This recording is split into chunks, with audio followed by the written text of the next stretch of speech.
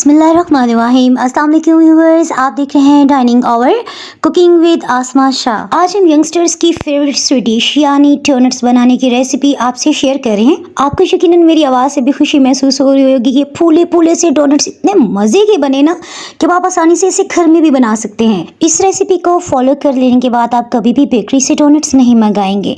सो बच्चों के साथ साथ बड़ों के भी ये मोस्ट फेवरेट होने वाले हैं। रेसिपी पसंद आए तो चैनल को सब्सक्राइब कर दें। बेल आइकन को ऑल पे कर देने से आपको वीडियो का नोटिफिकेशन सबसे पहले फ्री में मिल जाएगा। बेकिंग की तरह इसमें भी हमने 2 रूम टेम्परेचर पे अंडे लिए हैं। अगर आपके पास अंडा फ्रिज में रखा हुआ है ना, तो अंडों को फ्रिज से निकाल के 1 घंटे पहले आप किचन काउंटर पे रख दें। अंडे की जर्दी को अलग करने के लिए हमने उसी चम्मच का इस्तेमाल किया जिसे हम रूटीन में चिप्स या फिर पकौड़े बनाने के लिए इस्तेमाल करते हैं। इसमें हम चावल खाने वाले चम्मच का इस्तेमाल करें। ये 1.8 इंच से 2 इंच तक अगर आपका होगा ना चम्मच, तो इंशाल्लाह परफेक्ट आपसे डोनट्स बन जाएंगे। डोनट्स बनाने के लिए सबसे पहले हम मैदा ले लेते हैं। इसमें आपको कप के साथ साथ टेबल स्पून्स और फिर वेट मशीन से भी आपको बता दूंगी हमने कितना मैदा लिया है। देखिए टेबल स्पून से ये 13 खाने वाले चम्मच बनता है। 13 चम्मच हमने भर भर के मैदा लिया है। और मेजरिंग कप से अगर आप देखना चाहें तो लूज फॉर्म में ये हमने 2 कप लिया, लेकिन 2 कप से देखें थोड़ी सी जगह बची हुई है। और ग्राम्स में अगर आप देखेंगे तो ये 225 ग्राम्स बनता है। हम यहाँ ईरान की बनी हुई यीस्ट का इस्तेमाल कर रहे हैं।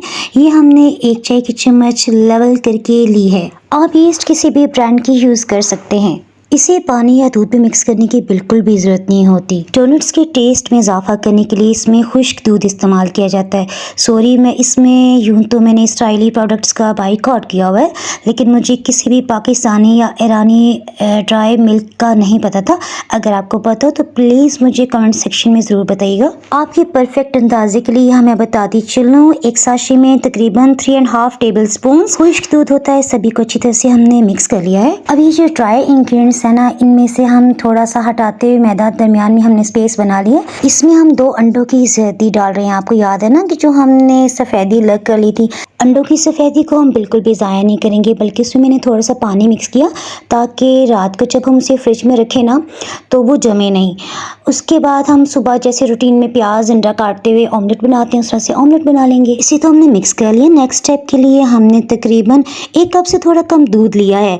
अच्छा, यहाँ ना आधा कप दूध में ले रही हूँ और इसमें हमने 3 खाने वाले चम्मच भर के चीनी डालने के बाद अच्छी तरह से मिक्स कर रहे हैं। अगर आपने चीनी पीस के रखी हुई है ना तो फिर तो आपको बहुत आसानी हो जाएगी। मैंने इसे अच्छी तरह से मिक्स कर लिया है। कभी भी आटा गूंदना हो, अगर आपने पिज़्ज़ा के लिए या फिर डोनट्स के लिए, कभी भी आप चम्मच या स्पैचुला का इस्तेमाल ना करें। उससे आपको अंदाज़ा नहीं हो पाता कि ये डो कितनी नरम है या किस कदर इसमें मज़ीद लिक्विड डालने की ज़रूरत होगी। सो इसीलिए स्पैचुला पे लगे हुए जो भी अंडे की जर्दी है ना, हम मैदा लगाते हुए इसे उतार रहे हैं। दूध में जब चीनी शामिल की जाती है तो बहुत कम दूध इस्तेमाल होता है, इसलिए सबसे पहले हमने आधा कप दूध लिया है।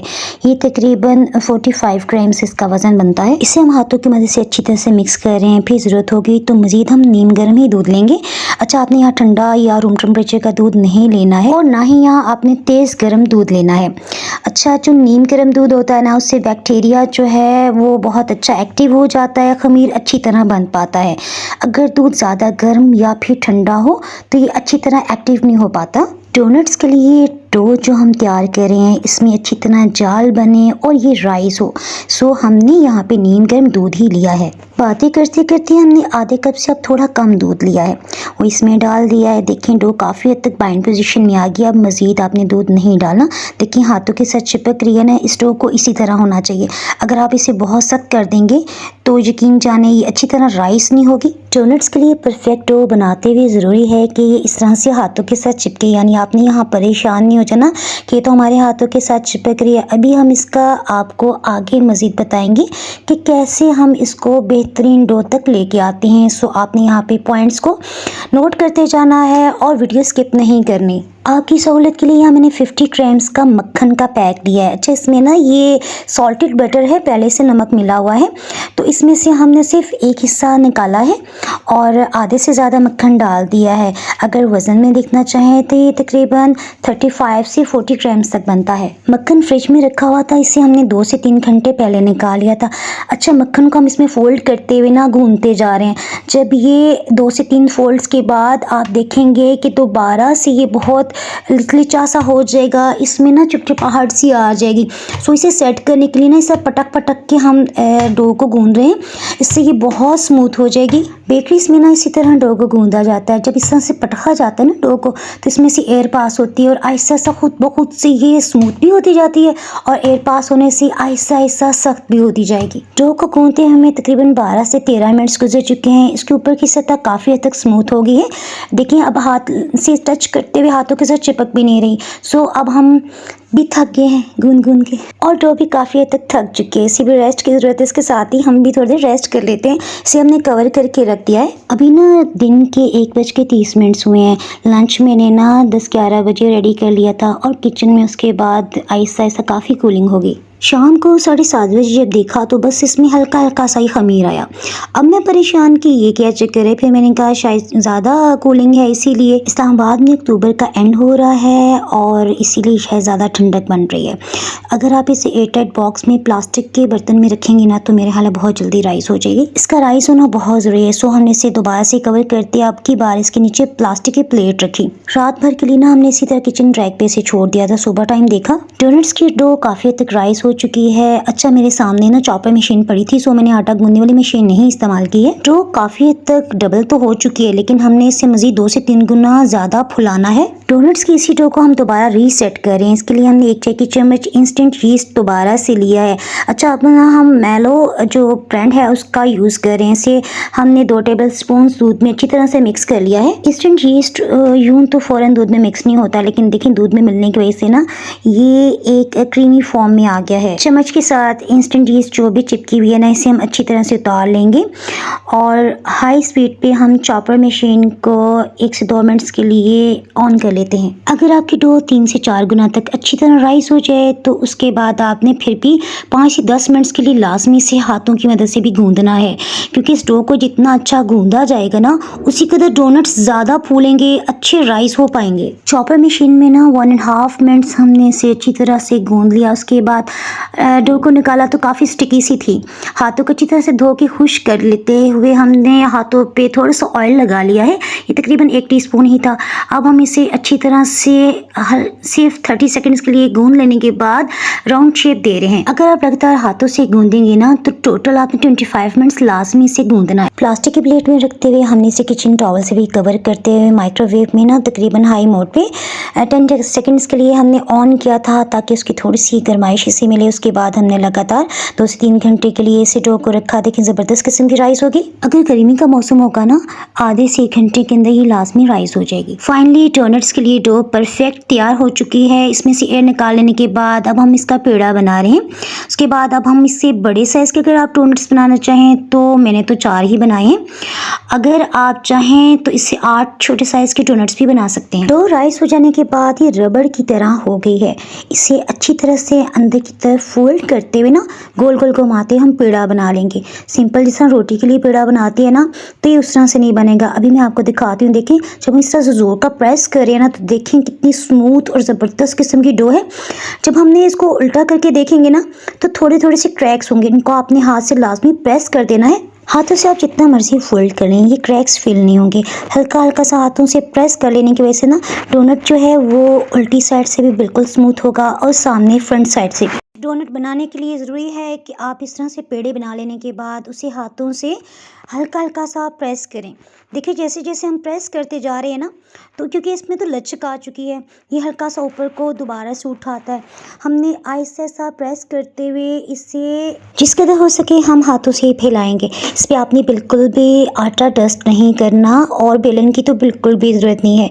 ये देखिए हमने बड़े साइज़ की ना एक क्रीम नोज़ल ले ली है। अगर आप चाहें तो जूस की जो बॉटल होती है ना उसका कैप से भी आप इसमें होल बना सकते हैं। डोनट में आपको करीब से भी दिखा देती हूँ। देखिए अब थोड़ी सी भी देर गुजरेगी ना तो ये अच्छा खासा खुद बहुत से फूल जाएगा क्योंकि डो अच्छी तरह राइस हुई भी है। डोनट्स प्लेट की सतह पे ना चिपके इसके लिए हमने बिल्कुल भी मैदा डस्ट नहीं किया बल्कि हल्का सा ना ऑयल का ब्रश करते हुए हमने जिपलॉक बैग नीचे रखा है।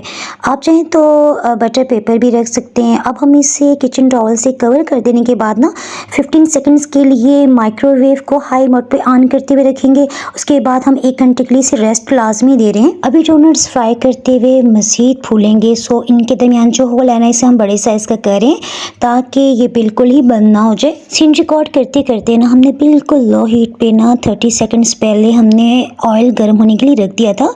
ये जो नोज़ल से निकले हैं ना, सबसे पहले हम इन्हें फ्राई कर रहे हैं, उससे हमें अंदाज़ा होगा कि कितनी हीट पे ये अंदर से अच्छी तरह से पक भी जाएंगे। ये हमने तो अंदाज़ा लगा लिया। इसके बाद बिल्कुल लो हीट हमने रखी और हम डोनट्स डालना फ्राई कर रहे हैं, बड़े साइज़ के भी।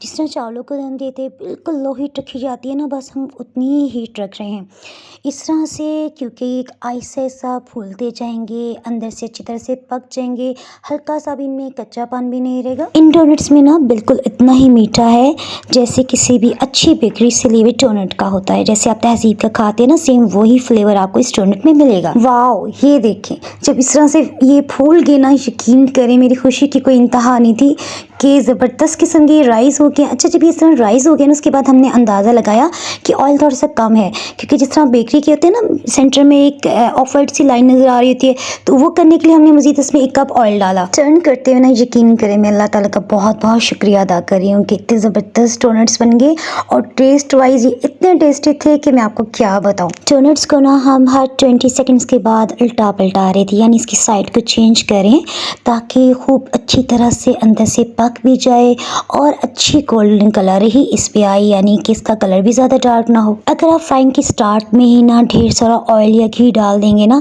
तो ये जिसमें ऑफ वाइट एक लाइन सी आ रही है ना, वो नहीं आएगी, यानी कि एक परफेक्ट बेकरी वाली लुक नहीं आएगी। यहाँ ना मैंने वीडियो की वॉइस ओवर स्टॉप करके पीछे से टाइम चेक किया कि जब मैंने फ्राइंग की थी तो उस वक्त क्या टाइम था, तो 5:25 पे ये मैंने फ्राइंग के लिए डाल दिए थे और 5:38 मिनट्स पे मैंने इन डोनट्स को निकाला है, यानी तकरीबन 13 मिनट्स के अंदर अंदर बिल्कुल लो हीट पे ये अच्छे ज़बरदस्त लाइट गोल्डन कलर के फ्राई हो गए हैं, रेडी हो गए हैं। बस इससे ज़्यादा अब हमने इसे फ्राइंग के लिए टाइम नहीं देना, इन्हें हम निकाल लेते हैं। डोनट्स को निकालते हुए हमने टोटली हीट को ऑफ कर दिया था और उसके बाद हमने सेकंड बैच 2-2 करके हमने फ्राई किया। 30 सेकंड्स के लिए हमने इसे छलनी में रखा। उसके फ़ौरन बाद ना अभी अच्छी खासी गर्म है, हम इन्हें एक टाइट एक पैन में रख रहे हैं। इसके लिए कपड़े से कवर करते हुए हमने ढक्कन से कवर कर दिया। ये स्टेप मैं आपको हमेशा केक की रेसिपीज़ में भी बताती हूँ। जब ये अपनी हीट में ठंडे होंगे ना, तो यकीन करें इतने सॉफ्ट होंगे कि आपका दिल खुश हो जाएगा। डोनट्स जब तक रूम टेम्परेचर पे आते हैं, हम चॉकलेट सॉस तैयार कर लेते हैं। इसके लिए हमने हाफ कप से थोड़ा कम पानी डाला है, 1.5 टेबल स्पून चीनी और half tea spoon vanilla essence. पानी को अच्छी तरह उबाल आने देंगे। उसके बाद हम अच्छी क्वालिटी का कोको पाउडर डाल रहे हैं, ये 1 खाने वाला चम्मच भर के लिया है। इसे खूब अच्छी तरह से मिक्स कर लेते हैं। चीनी मेरे पास पिसी हुई नहीं थी, साबुत ही मैंने डाली है। जब कोको पाउडर के लम्स अच्छी तरह ख़त्म हो जाएं, उसके बाद अब हम इसमें मिल्क चॉकलेट डाल रहे हैं। ये 50 ग्राम्स है। आप चाहें तो ये जो किसी भी पाकिस्तानी ब्रांड की चॉकलेट इसमें डाल सकते हैं, ऐसे जिसके अंदर की बिस्किट्स वगैरह ना डले हुए हों। मुझे याद आया कि मैंने लावा कपकेक्स की रेसिपी में जब हम चॉकलेट बनाई थी ना, उसमें मैंने आपको दिखाया था कि अगर आप इसराइली प्रोडक्ट्स का बाइकआउट करते हैं ना, तो आपको पाकिस्तानी ब्रांड्स में भी चॉकलेट बार्स मिल जाएंगी। चॉकलेट सॉस में शाइन के लिए हम 1 टेबल स्पून घी डाल रहे हैं। आप चाहें तो इसमें मक्खन भी डाल सकते हैं। चॉकलेट सॉस को अब हम अच्छी तरह से मिक्स कर लेंगे। जब इसके लम्स खत्म हो जाएंगे ना, तो इसे अच्छी तरह रूम टेम्परेचर पे आने के 15 मिनट्स के बाद आपने यूज़ करना है, तो इसमें अच्छा गाढ़ापन आ जाएगा। आपको सभी डिटेल बताना ज़रूरी थी। अभी टाइम देखा तो 13 मिनट्स से अबव हो गया है। सो यहाँ हमने वीडियो की स्पीड ज़रा तेज़ कर दी है। बस चॉकलेट सॉस अच्छी तरह से लगा लेने के बाद अगर हल्का सा भी एक्स्ट्रा बह के आएगा ना, तो इसे हम टिश्यू पेपर से साफ़ कर लेंगे।